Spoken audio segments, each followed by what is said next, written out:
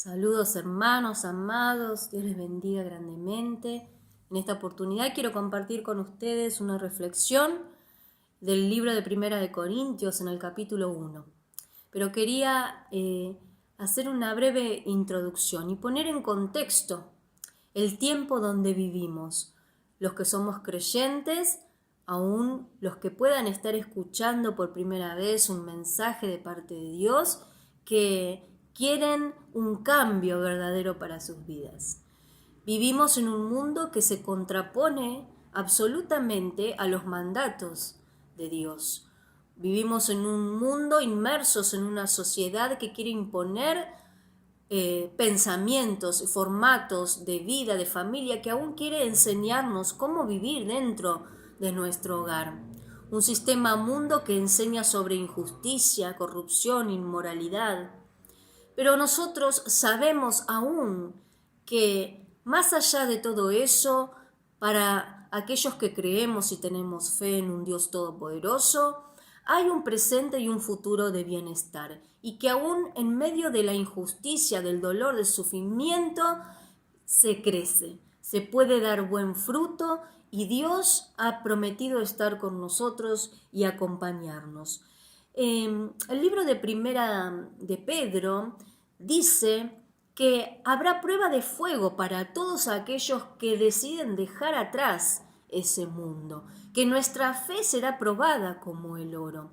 Por lo tanto, debemos estar atentos y desear la palabra de Dios, porque desear la palabra de Dios nos hará consumirla, nos hará buscar cada día más de Él. Y si consumimos la palabra de Dios, entonces estaremos bien nutridos espiritualmente, estaremos preparados para enfrentar problemas, situaciones, para poder ayudar aún a nuestros seres queridos y a aquel que lo necesite.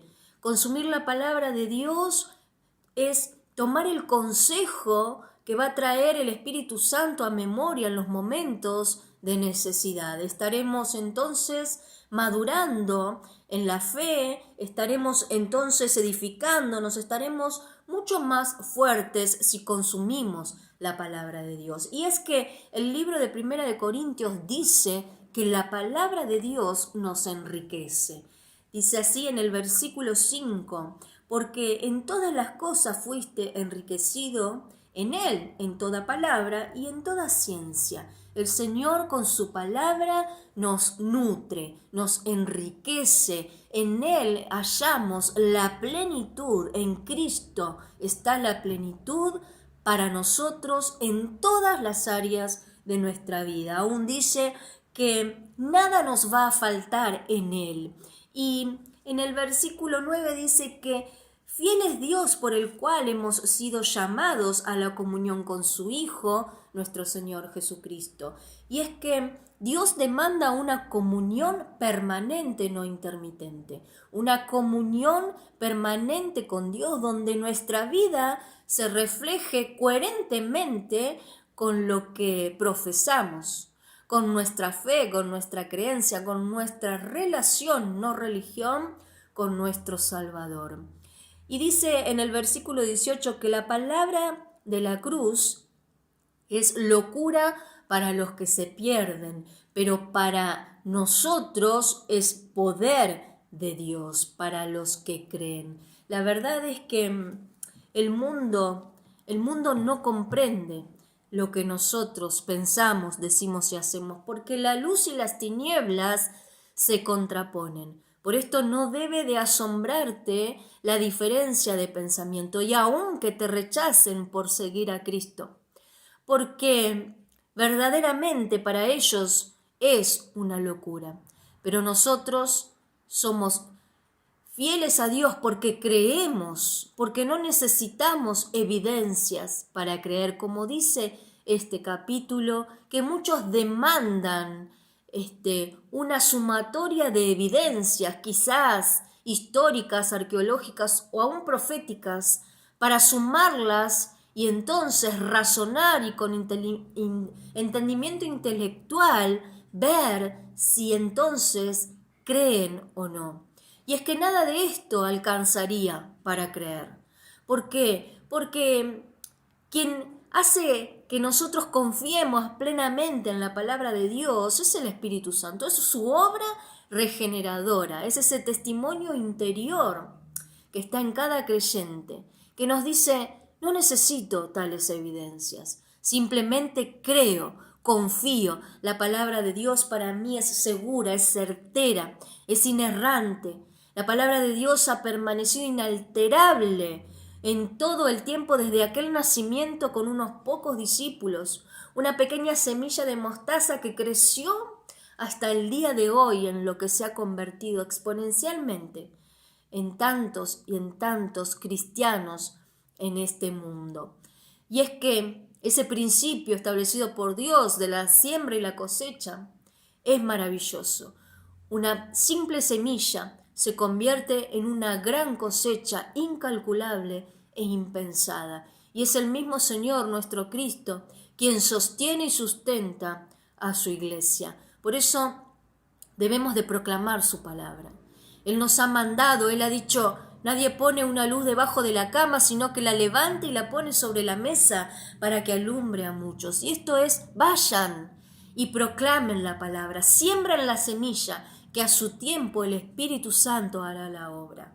Y muchos nacerán de nuevo, como Timoteo, aquel hijo verdadero a quien Pablo llamaba de esa manera, que había sido realmente regenerado por el poder del Espíritu Santo, y a quien Pablo le decía, pues la ley no ha sido escrita sino para los transgresores, porque ellos rechazan la autoridad de la palabra de Dios, no pueden sujetarse a ella, no pueden vivir bajo sus mandatos, no pueden obedecerla, porque esto es un cambio interior y es la obra del Espíritu de Dios. El Salmo 19 habla de la confiabilidad de la palabra, habla de que la palabra es completa, es certera y es todo lo que necesitamos para estar completos ciertamente en nuestra vida. Esta es la verdad inalterable que ha permanecido por los siglos, exacta, perfecta para todos nosotros y aún práctica, lo más importante. La palabra de Dios es práctica para nuestra vida, no es una simple teología leída, sino que es palabra viva y eficaz para poner por obra y ver los resultados en nuestra vida. Dios dice su palabra en el libro de Hebreos que no puede mentir, es imposible que Dios mienta. Por lo tanto, toda su palabra es certera, es cierta, es verdad, es veraz para los verdaderos creyentes. Y estos son los que viven en verdadera comunión y practicando su palabra. Pero ya no como una carga pesada, no por ley, sino por libre sometimiento voluntario. ¿Por qué? Porque la palabra, hermanos, tiene que llegar el día donde se vuelva un deleite para tu vida y vivir en esa libertad de hijos de Dios, sometidos pero con agrado, porque dice que sus mandamientos no son gravosos. Tiene que ser para el justo un deleite vivir bajo los principios de su palabra, bajo los principios bíblicos, que podamos formar una familia verdaderamente cristiana, una familia gozosa, porque el gozo es permanente, no es felicidad momentánea, según tengamos o no tengamos, ganemos o no nuestra vida basada en las circunstancias externas, sino que el gozo del Señor permanece, sea cual sea la situación, porque hay fe, porque hay esperanza. No debemos, hermanos, en estos tiempos seguir a las masas, a los pensamientos de los muchos que quieren influenciarnos. Dijimos que nuestra fe será probada en estos tiempos, pero si nosotros no estamos fortalecidos en la palabra de Dios, las masas pueden hacer cambiar tu convicción. Las masas un día proclamaron y aclamaban el nombre de Jesucristo, pero a la semana siguiente estas mismas masas gritaban que fuera crucificado. Y es que es muy normal que las masas cambien de opinión y de pensamiento livianamente. Pero nosotros debemos seguir adelante, firmes, convencidos en amor, firmes, convencidos y siguiendo la palabra de Dios, que sea nuestra lumbrera y nuestra guía. Venga lo que venga y venga quien venga a querernos convencer de lo contrario, estar entonces abrazados a la fe, abrazados a lo que el Señor nos pide, nos habla, nos manda, a sus promesas, a esa esperanza de salvación y vida eterna que Él ha proclamado para todo aquel que persevere hasta el fin. Quiero decirte que aún no te desanimes cuando alguien todavía permanece incrédulo, porque la obra le corresponde al Espíritu de Dios y a su tiempo el Señor, a aquel que ha llamado, a aquel que ha predestinado para su rebaño, Él lo hará.